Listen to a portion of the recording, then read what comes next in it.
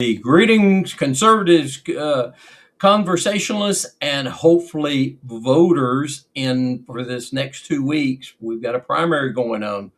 Thank you for tuning in to the David Russell Show. I'm David Russell, and today we have a very special show because we have one of the driving forces in the Texas State House, Representative for District 56, Pat Curry.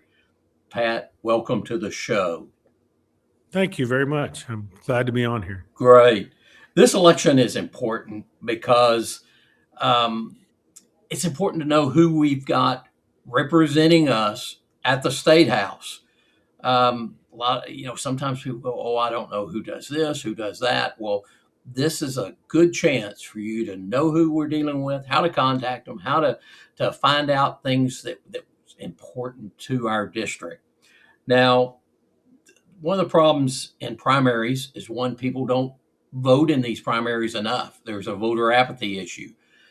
It's bad in the general election for even president, but this is a midterm election and then it's a midterm primary. We need to do everything we can to make sure everyone shows up. Get your neighbors out, get your elderly people out, any rest homes. What we're trying to do here is find out about these candidates, make sure you know them on a personal basis. And I thought what we could do here, Pat, is break it down into three sections. We'll probably have roughly a 30-minute interview. The three section is first your life, how you grew up, where you grew up, where you went to school, what did you take, why that's important to the state house, and also your business career, how efficiencies in business is also important in government. That's the first section. The second section is what have you accomplished in this 1+ term? You worked with Doc Anderson where you could have more than one term to get a fast start. Um, Not only what you accomplished, but also what have you set the groundwork for? Because a lot of times it takes more time to get things accomplished. Um, it takes a while to get things across the finish line working with other people. And, it takes persistence. If it was easy, anybody could do it. We need someone that can really push through this. The third section is this campaign. What we've seen a lot of mudslinging, not from you, but from supporters of your opponent. Maybe we can address some of that. And also, there's a few organizations that's trying to control the state house with maybe less than truthful statements. Thought we kind of go through those three things, maybe then a closing statement and why we need to get people out to vote.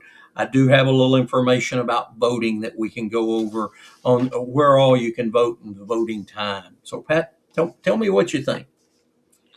Well, I'm only going to start with who I am and where I'm from. So you're going to have to prompt me on the other ones. Okay.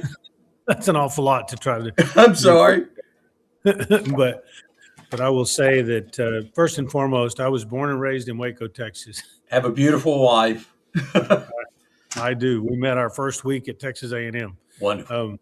So I was born here and in McLennan County, and I'm the youngest of 7 children. My father started as a home builder. At age 35, got a calling to become a doctor. Wow. And had never been to college. So he went in the Navy. He got medically discharged for asthma and ended up going to our family priest at age 35 and asked him if it was possible to have a calling to become a doctor, even though you've never even gone to college. And Father Deering said yes. And my dad went to Baylor, graduated very quickly, went to University of Texas Medical in Galveston, graduated very quickly, and came back here. Actually was in the very beginnings of Waco Family. Yes. And had 3 children before he left. He had 1 in Galveston, and he had 3 when he came back, and I'm the 7th. Oh, wow. Isn't that something? Yeah. So I'm the baby and the favorite. Yes. I'm the youngest too. I understand. Absolutely. Proud of that. Yeah. And then I went to Catholic school through 8th grade. Yes. And then couldn't afford to go to Riker. Yes. And ended and ended up going to Richfield and graduated from Richfield in Waco ISD, Yes. and and then went to Texas A&M. Wonderful school. Paid my way through A&M, and when I left there, before I left there, I actually interned and then worked at Hercules Aerospace in McGregor, where SpaceX is now. Yes. Now, didn't you get your degree in finance? Is that correct? I did. I have a degree in finance. If you're an Aggie, you like to call it high finance. Correct, correct. And I'm an Aggie. My son's not only just an Aggie, he's got his doctorate degree from A&M. So, yes, very important. You can see our maroon background. So, yeah, I know. I like it. My mom and dad both went to Baylor. I had a couple of siblings went to Baylor, and I represent Baylor. I'm a Baylor fan. Thank goodness Baylor and A&M are not in the same conference anymore, so I get to be both. Yes. so that's helpful.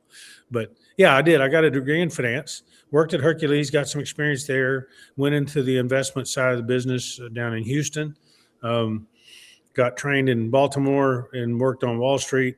Wow. And then pulled I did a deal for actually a Waco man who wanted to buy a company in Iowa, and he hired me to go run it after I got the deal done. And so I went to Iowa and started my first trucking company there. So I ran a manufacturing company that was a union shop, worked with the union, negotiated with them, and then started my trucking company up there. Stayed there for a few years and had one of my children there, and then moved back to Texas to get my children closer to my father and mother, so they could know them, and then ended up putting together the deal to buy Central Freight Lines in 1997. What a deal. Central Freight Lines, such an important, and people don't realize that freight lines is such a difficult business from the efficiency standpoint. I've got a little bit of experience from the grocery industry, and that seemed to be the hardest part, was to make everything run efficient, because everything costs per mile. It costs per mile, but you don't get to charge per mile necessarily, especially in less than truckloads. So correct. It has to do with cubing out the trailers, filling them up. Efficiencies. That's everything. That's correct. And it's a business of pennies. Yeah. And so, the net profits are literally pennies per dollar. And so you've got to work your tail off. And at the same time, we were fighting the Teamsters Union. And time frames. That's the other thing people don't realize in trucking, is everything is time frame. And if you don't have a truck full, sometimes it doesn't work as well as you want it to. Well, and you have weather, and you have driver issues, and you have loading issues and dock issues, and we're moving freight. Our system was a hub and spoke system, very similar to Southwest Airlines. Sure. Right. Where you bring it all together in one spot, move people around, and move things around, put them back on trucks, and send them back out. Try not to handle it too many times. Correct. Because every time you handle it, costs you money. Correct. So efficiency was everything, and we were deregulated when I got into it. We grew it from we actually, the headquarters was in California. They had moved it to California, and when we bought it, we brought the headquarters back to Waco. Yes. And hired 250 plus people back here, which was cool, and then restarted everything here and killed it, and took it from 200 million to 450 million during the 7 years I was there. So I was pretty excited about that. So when it went down, that was after you had already left, wasn't it? Or 10 to 15 years after. I was thinking so. So you just want to make sure people understand that you was in the successful years, not in the years people see, oh no, how sad it's gone. But sometimes when new owners come in, new things change, it hurts. I actually had the deal done twice to buy it, and got scuttled by the board and other people that wanted to scuttle it. But it's sad to me that it is gone, because that was a lot like Texas A&M family values to me. That was the Central Texas, the Central Freight Lines family is a family to me, right? And we had thousands of jobs all over the United States, and a lot in Texas, and Waco, of course, being the center of it. So I have to tell you that it was one of the saddest days of my life to leave, and it was another sad couple of days when I couldn't get the deals done to buy it back because I tried and tried and tried. But we went on and built other businesses and built Yes. big businesses and started small and just kept growing. And we recreated a whole lot of jobs here in Central Texas and throughout Texas and throughout the United States, and I'm proud of that. Well, and also understand you had started some businesses that was successful enough where the employees wanted to buy the business, and then it made them entrepreneurs. So what a wonderful idea of seeing a business be built and then the employees buy it, and now they're having success and making money. I'm assuming that's pretty much what you did before you got into politics. And you just kind of recently, I mean, I know you still have investments, but you just recently got to the point in the last several years that you could say, okay, now I can do politics.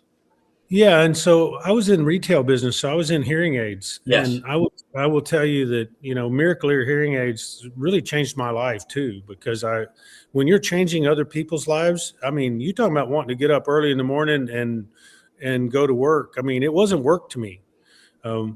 You're changing thousands of lives throughout Texas and throughout the United States. Most of our offices were in Texas and Florida when and I just kept building. We started with 3 offices here, Mm-hmm. and then just kept going. Sure. And I have to tell you that today there's over 400 offices being run out of Waco, Texas, that for Miracle Ear, that I'm still extremely proud of, with a team I'm extremely proud of. And plus we own businesses in lots of industries. Sure. My son is old enough and good enough to be able to run the businesses, and we do invest in other things as well, and we give back, which is another extremely gratifying part of this. And it sounds like you've kind of focused this time. Well, I guess the trucking business is a high service business, but this is a very high service business, the hearing aid.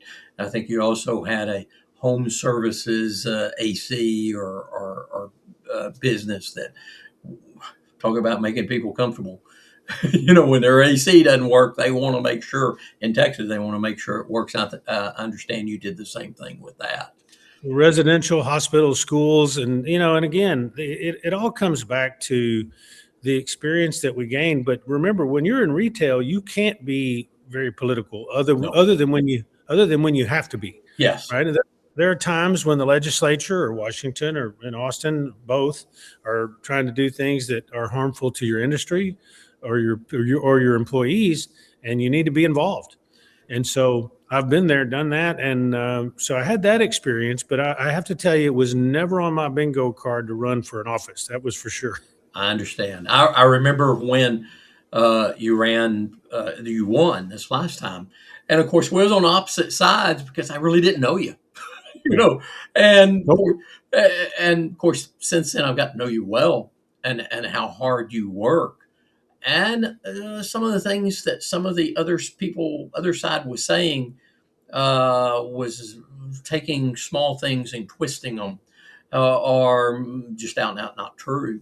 And that's one of the bad things about politics. So, but it sounds like you pretty well went from the business career into, okay, I want to help the people in McLennan County and represent them in Austin, and I'm going to work as hard as I did in my business in the state house. So that kind of gets into the second section that I was talking about.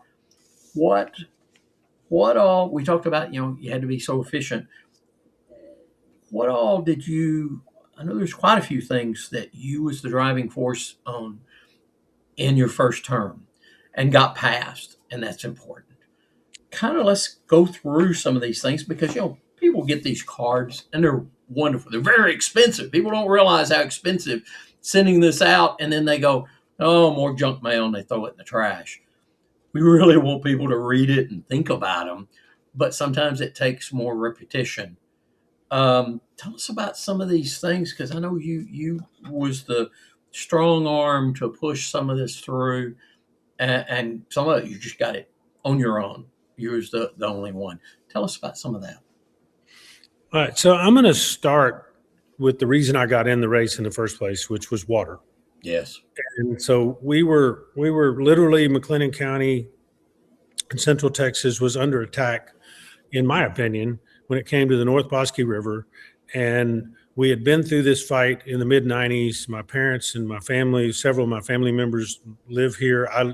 I was here a lot from mid 90s on, and in town every day working at Central Freight. And I can tell you the water situation got bad, and it was a dairy farmer issue up in Erath County. And they had, rightfully so, they had moved in and started their businesses up. Well, then we got a bunch of rain, and all that cattle poop came down the road and came into our lake, and our systems were not set up to handle that. No. And so $100 million later in the year 2000, literally, that problem got fixed in the city of Waco, and within a couple of sessions back then, they were able to put a law in place saying, hey, you can have dairy cows and you can put the poop on your land, and that's fine. We just need to know how much is coming. Yes. Right. So we can deal with it, and we got to work together to do that. And then they tried to change that law in the 88th session. Mm-hmm. And a law actually got on the House floor and passed the House. And so that became an emergency to me, because they could have basically taken the fox would have been watching the hen house when it came to the dairy farmers. And I don't have a problem with dairy farmers growing. I just want to figure out a better way to do it where they don't have to spread their poop on the land that comes into our lake. 100% of Waco's water and most of McLennan County's water comes from that lake, Lake Waco. And so I will fight tooth and nail to save that lake and save what happens with that lake. And so that's why I got in. So we were able to, right after the primary, we were able to work out a deal with the dairy farmers, stop that. We did not have any bills come to the House floor this session regarding that. The laws that we have are fine on it. Mm-hmm. And as long as I'm in office or support whoever I'm going to support in office behind me, I can assure you we will protect our water till our dying days. It's such an important issue because we have 260,000 or plus people in McLennan County, and we're a fast growing county. Texas in general is fast growing. We don't have enough water. We do need more lakes in general, period, because fallen water is a gift from God. Some cities are pulling water out of the aquifer, but of course, it's only a limitation on that too. So We've got to find some solutions. Well, and so to go talk about some of those bills. So I was joint author on the Central Texas Water Alliance, which allowed us, we passed the bill. It's a law today that allows us to join forces with Bell County together for Central Texas and buy water from other sources and move water into our community and store water. Mm-hmm. So we've got some options that we're working on there. We have a great group. Our county judge and Bell County judge together pretty well direct the effort on this. Mm-hmm. And so now we're going to work in the next sessions to come. The water fights are here, and they're going to be here. Mm-hmm. And you've heard me say this, and I'm sure that this is not a publishing point, but I will tell you, whiskey's for drinking and water's for fighting over. Yes. Ain't that and I will tell you that the fights will be huge. Now, we also I ended up getting 11 bills to the governor, David. 11. Isn't that something? And got them all signed and all put into law. And some of them are bigger than others. Sure. Some are just accountability bills. I mean, we've got one that's called the People's Veto that I'm very proud of, that if you have a school board member or a district attorney or a judge or any county elected official that is not upholding state law or is corrupt, then any citizen of the county that's been there for 6 months or longer can petition to remove that official. Yes. And then when that one, your bill that you pretty well just come up with, I know we've talked in the past, you and I, about some of the issues with cities and schools. And of course, that's a remedy. And of course, we see in other counties, like in Houston, wouldn't it be nice if somebody would step up and pull some of those judges out that are creating so much havoc. So that's thank you very much on that. Also understand, there's some talk from the other side about Democrats. Like, you're a Democrat, but you voted and supported the banning Democrat chairs. if that last election, that was one of the biggest points that the other side that was against you was saying we had to do it. I know you contacted the other side and said, "What's the most important thing?" and went out and did it. Now that's, to me, that's a big plus. You know, find out what people want and do it. Yeah, let me clear something up from my voting record standpoint. So a lot of people like to talk about my voting record, and it appears that they want to just twist the numbers. Yes. So I want to be really clear on this, and I'm happy at the end of this show you're going to have my phone number, which is it's public everywhere. Yes. And I've always said, call me. You want the truth? Call me. Yes. And so you can call my cell number, you can text me, and I will or email me at pat@patcurry.com, and I assure you I will call you back or email you back. I will say this. So there's almost 3,500 votes in 140 days. Yes. And on that, there's 1,400 bills that were voted on Mm-hmm. in the Texas House. Of those 1,400 bills, I voted with the Republican majority 99.1% of the time. Yes. And I can give you a list by bill number. Correct. And you can go look every one of these up. I did. You can also go look and see that 511 of them went into law. Yes. And I voted 100% of the time with the Republican majority on those. Yes. Now, what's interesting is that on the 1,400 bills, the majority of Democrats voted with the majority of Republicans 80% of the time. Correct. And it's just, now, what are you going to do? First and foremost, obviously, they realize that the things we're doing are right. Yes. Yes. And to me, that should be the point that we should be using to get more Democrats to vote with us, because Correct. they are. Their representatives are voting with us. And I'm like, why would the Republican Party want to eat its own and try to twist those numbers to make it sound like we vote with Democrats? We don't.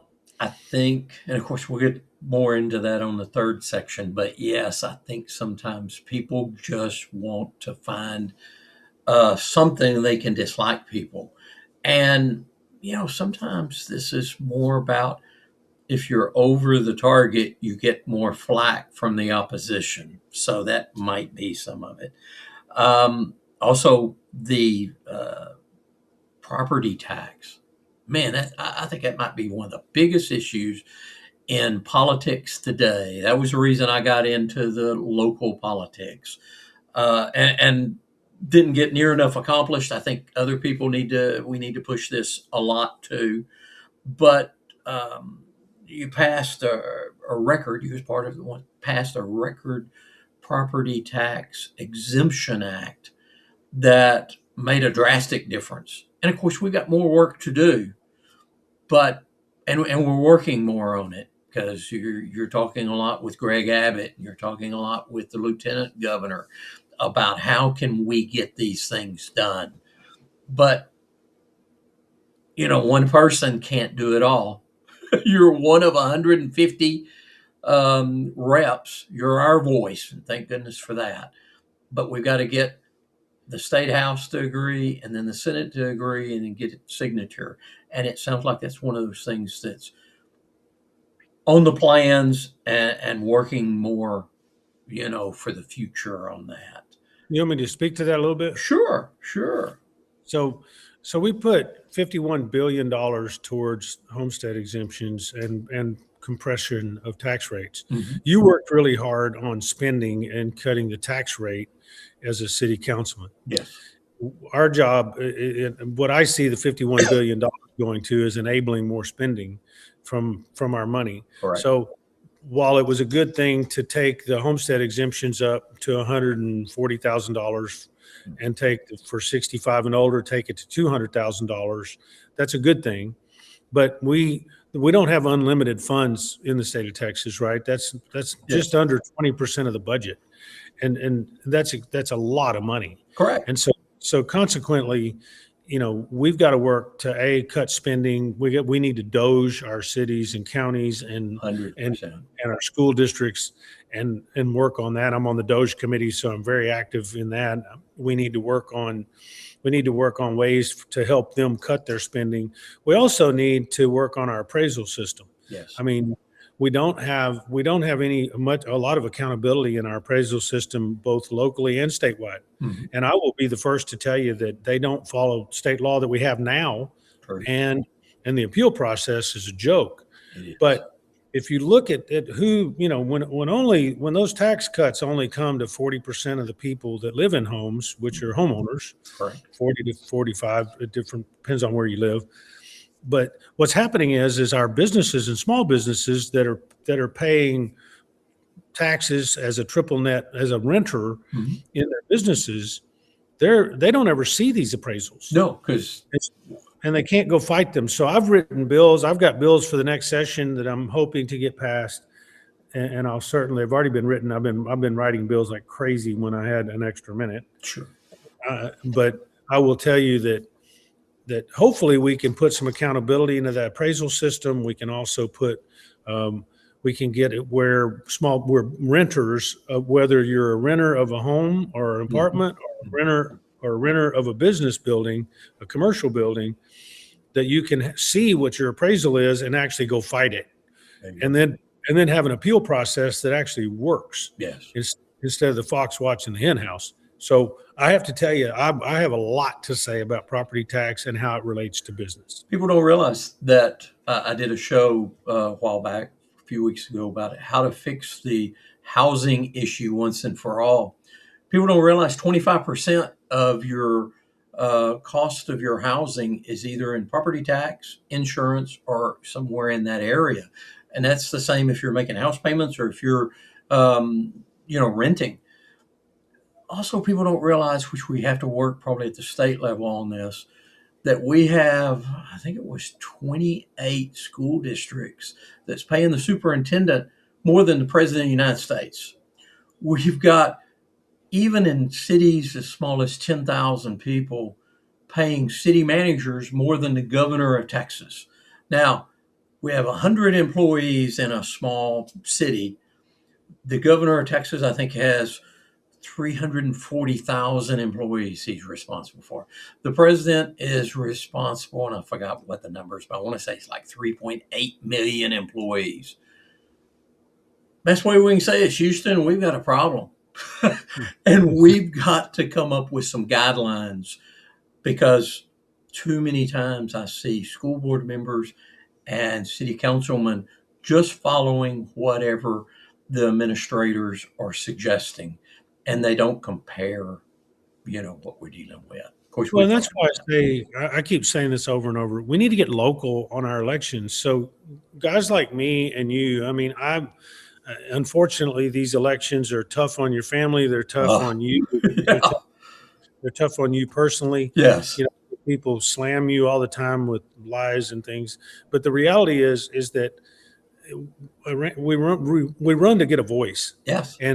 And or to give people a voice. That's a whole other thing. That's people right. that are not being heard to say, okay, I'll speak. So we become the voice of the people, and we Yes. need to use that voice in local elections and get out and say, hey, I'm either for or against this bond proposal, or I'm for or against this candidate. And the reason why is because I'm looking for a conservative candidate that wants to cut spending, that wants to help us with our taxes, and that will hold the line moving forward to try to make sure that we get the services we need at the right price. Because we want the services. Correct. We don't want to we want our police, we want our roads, we want the things that we want. Yes. But I have to tell you, do I want bike lanes all the time? No. I mean, I think I'm speaking to a friendly face here. Correct. Or tear down a building that's usable that could have been rented out. But that's a whole other story. I know this, one of the things I was talking about that is I know you worked on, couldn't get it past the finish line. I'm sure if you, I shouldn't say if, but if the people will elect you, you'll be pushing again. People don't realize the different times of elections. They think about November as the main election. They don't think enough about March primaries. We're trying to push that. But the one they really don't think about is that May municipal election. Only 10% of the people vote at best.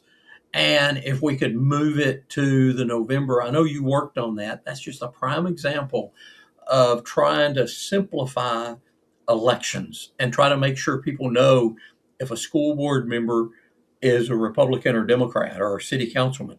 Right now, Texas Municipal League loves to tell us, oh, we've saved you from that. Well, also, you've saved the citizens from knowing if this is a conservative or liberal or how he's going to vote with your money. And in school situations, how is he going to vote to educate your children? That's just something I know you and I talked about, and that's an important issue. Well, and David, I'm all about transparency, Yes. right? I mean, who are you? What do you stand for? And why are we electing you? So number Yes. one, I want to have our elections in March and November. Yes. I want our bonds in March or November when we have our most voters out. And I want them to be, again, I want as many voters as possible to vote on those things. I don't want them in May. And I also want you to run under partisan, let the parties sort people out and just say, who is this person? And so we know who we're electing. And so I filed bills to do that, did not get a hearing on them. I worked this next time, possibly. I can tell you they'll definitely be refiled. Yes. And I think it's important for us to understand that this independent election thing doesn't always work. And when you have $1.18 billion of debt in the city of Waco, yes, dude, I'm from here. Yes. Like, what in the world are we doing now? I'm not saying it wasn't the right thing. I'm not saying that we're doing the wrong thing. I'm saying that you don't have enough people voting on those things to make a difference because they're the ones paying for them. Or with 1,600 employees, we was paying the old city manager more than the president of the United States. That goes back to the city council approving things, and maybe they need some guidelines to help them on how many, what should be a pay grade for this many employees, and also how many employees should you have in a, guidelines important. But that's a whole nother thing. Also, you've voted to streamline some of the processes to help businesses be more successful. Another thing I think that's important to point out is you voted to ban hostile nations such as China and Iran from buying Texas. That's we got to have people to fight for us Texans, because if somebody has a large piece of land and somebody wants to hand them a bunch of money, I know it's hard to say, oh no, wait a minute. Matter of fact, it was illegal to say, no, I can't take your money because you're China or whatever. But now, thank goodness, it's where we can say that. Well, that goes the same for cartels. It goes the same for terrorist organizations. Anybody that the governor or the president deems as a hostile enemy cannot go buy land here. Now, you got to be careful because you're still dealing with the U.S. Constitution and you're still dealing with the Texas Constitution. So there are freedom of religion rights and so on and so forth. But that doesn't mean that you can go buy all the land around one of our Air Force bases. Yes. Or go buy land up in Central Texas and create a Muslim-only community. A no-go zone. Well, you can't do it. Yeah. And I can tell you one thing that kind of leads me to Sharia law. There's so much discussion right now about Sharia law. And Sharia law is banned in the U.S. Constitution. It's banned in the Texas Constitution. You can't even use it in a private contract between two people that want to use Sharia law. Mm-hmm. You can't use it. Yeah. So we can talk all we want to about that. What happens is these entities come in and try to form these things like Epic, as an example, up in North Texas, which we were able to kill that. Yes. But what they're trying to hit little loopholes in various laws, including some water laws and some other laws, where they're trying to hit loopholes to say, oh, we can do it. No, we're always going to go fill in the voids in those kind of laws and say, no, we're not going to do that. And we're never going to let anybody go run roughshod over state law, federal law, or the U.S. Constitution or the state constitution. So you can count on the fact that my voice will ring long and hard in that argument, and I'll continue to do that. Also, I know that you're a strong Christian, and we can see sometimes when people are fighting uh, anyone, but if you're a Christian, they'll try to use things like this against us. And we're going, wait a minute, we're following the laws, but also we're standing up for our values. And I know you're a strong value person. Border strength. Since Trump came on, we hadn't been talking about that, but you know, you was there before Trump was, and you had to be strong on that. And you know, we hope you're there for a long time, and we hope Trump's there for a long time. But 3 years he will be gone. Hopefully, he'll be with another conservative. Um, we need people that I think we've had more ICE arrests in Texas than any other state, and no problems with it. Now that says something. You look at these blue states, and they have so much trouble, and of course they're fighting everything. But that's just one more reason we need someone strong on these issues, so we don't have these issues that you see in other states. Well, I wouldn't say that we don't have any issues. And look, no matter what, when you're out there with ICE, I mean, first and foremost, let's separate the border issues and the immigration issues. Two different things. So the border is secure. Yes. And honestly, I mean, I have a ranch on the border. I can just tell you that there's nobody coming across right now, and there's nobody trying. Very, very few, and the ones that are the drugs and things that are coming across are now it's a drone problem. And I'm telling you, they're using these $500 drones to bring stuff across every day by the hundreds. Wow. And I work directly with DPS and with our military on this. And I can just tell you, that is the problem now. So they're not bringing people across with drones, thank goodness. Yeah. But we had 15, 18 million people come across. And remember, Texas is half the southern border. Correct. And so half of those came across into Texas, and I watched a lot of them come across. And so I'll tell you that finding the bad ones out of that is critical. Finding them in period is critical. Yes. Because we don't know who they are. A lot of them we don't know, and we need to know who they are. Now, is immigration behind? Immigration's been behind for 30 years or right? So the people that have been here that came across for one reason or another, came across that border, been here, paying rent, paying taxes, working jobs, and so on, they've a lot of them or several of them have been in line for years. Yes. For 10, 15, 20 years and not getting approved because immigration's so far behind, and honestly, U.S. immigration really doesn't care. Texas doesn't have immigration. I was going to say that's one of those federal issues that we've talked before, and man, it's just a mudslinging issue that seems like could be so simple. Of let's just document people. Let's find out where they are. Let's find out if they're good or bad. Let's say, okay, if you've been doing this for a period of time, you've assimilated. You've become an American. No more of this illegal stuff. And well, the problem is you have to add well over 100 judges to do it, federal judges that are immigration judges. There's a process and there's a plan that was put into place that was the plan itself is there. It's just a function of implementing it, and you have to have a Congress that's united, and so U.S. Congress and the U.S. Senate and the president have to be in line together to fix that problem, and we haven't had that. No, and so consequently, we need more alignment to be able to fix the immigration problem, which keeps that from happening. But you still have millions. I mean, there were like 5 million gotaways. Correct. That they don't know who in the world they are. That's the worst part. You hit the nail on the head there. So you got to go find them. So anyway. Yes. Well, I think we're pretty well covered what you've been doing at the State House. Let's cover this campaign. What we've seen a lot of. Not from you, but a lot of mudslinging from these supporters on social media. And boy, they've been every day, multiple ones. And then, there's some groups out there, organizations that I think trying to control things in a different way and kind of twisting what you say.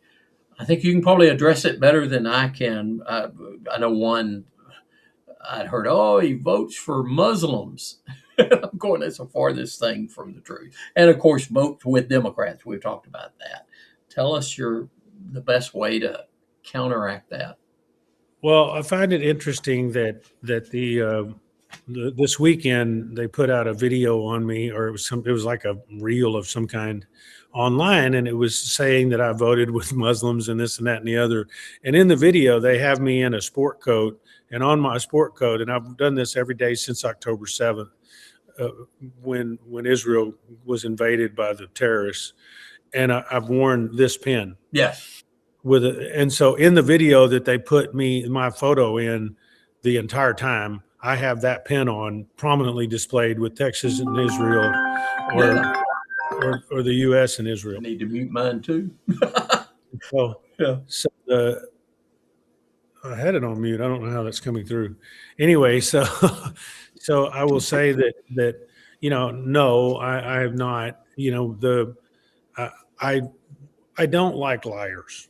Yes. I have a real problem with liars and a lie, and honestly, unfortunately, you have a faction of our party that is fine with going out and telling untruths, twisting things, and I don't even answer them. I will tell you, I don't run negatively. You will not see anything negative come out from me. Didn't see that last time either. You did not. Yeah. I will tell you that there are people and entities out there in this political world that don't appreciate it one bit. And so when somebody's doing it to a good person, a good Christian, that's not a Christian thing to do. No. I mean, I can just tell you when you see it, when you see something come out, you will know, and you have known in the past in other races and elsewhere. We've got another House district race going on here. There's a lot of negative coming out, and honestly, you trying to discern what's the truth and what's a lie, call me. Yeah. 855-4900. Call me locally. And you return calls, answer calls. I remember last time there was times where I'd call you because I'd get this, and of course, I said I was for the other side because I knew the lady for a long time, and you had text me, I'm real busy right now. Can I call you at 9? And at 9 o'clock you was calling. Here's what's the truth. Here's how it works. Very impressive. Well, and I will tell you, David, the key to that deal is look, I want people to call me. Number one, I learn a lot about what's going on and around. Some of this stuff I don't pay attention to. And I love being out with constituents. I love talking about problems and finding out what's happening in the district, what's happening in people's lives that I would have never known about. And so consequently, I love getting those calls. And by the way, I tell people, if you're one of my enemies or whatever, record me. Use my words against me. I mean, I'm going to answer you, and you're welcome to use my words, and you're welcome to record it. I don't mind. One of the things they like to say is you donated to some crazy liberal candidates over the years. And it was like, why would he even do that? That doesn't make sense. Yeah. So the handful that you end up donating to are the ones mostly on the border, because when you're dealing with things from business, but I can tell you the ones that some of them are so laughable because some other of them states. Well, and I can just tell you they're arch enemies. Yeah. I mean, there was one, Elizabeth Warren is the funniest one, because the fact is she was my arch enemy in the hearing aid business, filed a bill to try to kill the industry. Wow. And I was chairman of the board of Miracle-Ear. I can just tell you one thing. I wanted nothing more than for her to lose and leave. Mm-hmm. And I fought her tooth and nail in Washington. And I will tell you that I would do it all over again. So how they pick up and try to twist things, I have no idea. I can just tell you that if you want to ask me about something specifically, I'll be happy to tell you. And all you have to do is call, email. Yeah. But basically, if I understand it correctly, the only ones you had voted on that we had talked before, or not voted, donated to, was like a sheriff's race or something down on the border, because you had trucks down there and you need to make sure if they got stolen or something happened that you got the stuff back. I had the same issue in the grocery industry. And I tell you, there was several times that It was just hard to deal with these people in some of these areas that you basically the county was corrupt and you had Well, to, there were times, David, when I was losing 50 trailers a day, yeah, semi trailers a day yeah, into Mexico. There is no diplomacy between Texas and no, Mexico, right? And so all of the reps on the border are Democrats, yeah, all of them, and most of the sheriffs are. And so consequently, you need to be able to deal with them and get them to use the contacts they have right across the border to help you solve those problems. Because people don't realize that 50 trailers a day at that time was almost $500,000 a day. yeah. I mean, Wow. these are crazy, crazy numbers, Yeah. and you Yeah. got to And deal. insurance, people, oh, you have insurance. Well, guess what your rates are going to do and your No, you deductible. And don't. yeah, No, you don't. well, When you're a company that size, they will they not can't insure cover you. you. Yeah. And by the way, your customers, I mean, you've got customer freight on Right. those trailers, Yeah. and it's gone. We had trouble with people coming in and drilling out our locks and coming in and stealing all the cigarettes out of these grocery trucks. Well, Yep. the first thing I was saying is every one of those cartons has a stamp on it. You can't sell these cigarettes in another state. You can't sell them at a flea market. They're out there in other stores. Why is the ATF finding same issues. We had a big, so we had a big cigarette theft ring in Fort Worth. Yes. I mean, and it was rampant. Yes. We have, believe it or not, we had a fan theft ring in Little Rock, Arkansas. I mean, you never know what you're going to have, but when you have big customers and sought after items, and you get a group of employees that actually get hired to come in to put a ring together, Yeah. you've got to deal with that. And so I will tell you, I will never apologize for protecting my businesses, for protecting the futures of my employees and their families, and do the right thing to make sure that I did what I needed to do at the time. And that falls into trying to protect the people of the district with the right votes. Correct. And, I just want to clear up that about the voting with Democrats, the donating with Democrats, and then the different issues that we have there. And it was a minuscule amount to Democrats, Yeah. which is so funny, because I've donated far more to Republicans, number one. And number two, I am, more importantly, I care about the charities and the causes in Central Texas. And I have always been known as one of the ones that support our causes here to help our children, to help the Yes. families that couldn't have Christmas. I'm big with the Goodfellas. I'm big with CareNet. I'm big with so many organizations here to try to help these families move the needle forward. Well, And I'll also continue the to mental do that. health issues. I know you've worked a lot on the mental health issues. They might say, I need to. Still will. We need another hour. Yeah, that's a whole nother thing. A lot of people got this in the mail.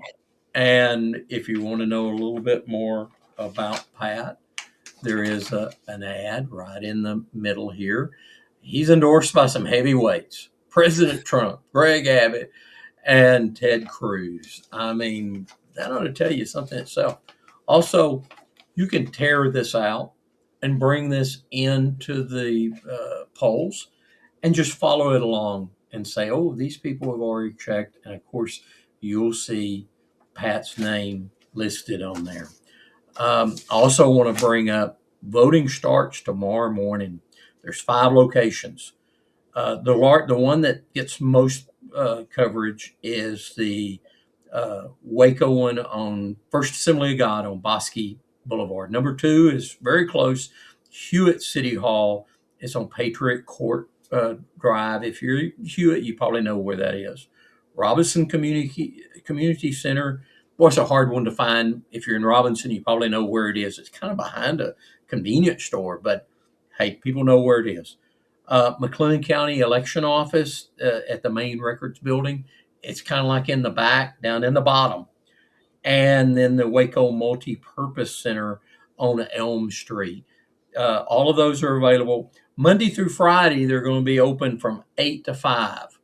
And good possibility on some of the high traffic ones, you'll probably see Pat at some of them, or a surrogate. That's wonderful because you can actually talk to the candidate and say, hey, wait a minute. Now, here's the thing. People say, oh, I don't have time to vote. They close at 5. Saturday, they're open from 7 a.m., all these places, to 7 p.m. That's a long time to be there. I feel for the candidates because they try to be at these places as much as possible. Sunday, even on Sunday, they open up after church, 1 p.m. to 7 p.m.